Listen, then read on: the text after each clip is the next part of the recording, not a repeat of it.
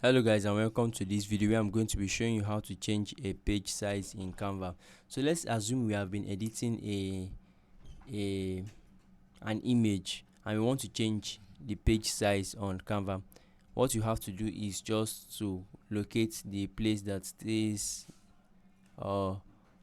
resize in the column above here, in the bar here. So click on resize, and then we can choose the document we want. We can also click on see all to see the various documents you can change your present project into.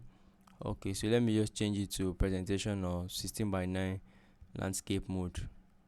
Now is either we resize this particular design or we copy and resize, but let me choose copy and resize. It may take a longer time, but it will definitely convert everything to our new size, and then we can open our presentation here.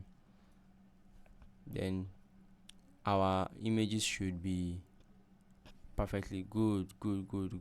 So we can see how they now look like. So this is just how to convert or resize your page on Canva.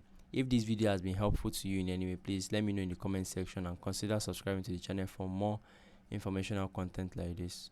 Thank you very much and do have a great day, guys. Peace.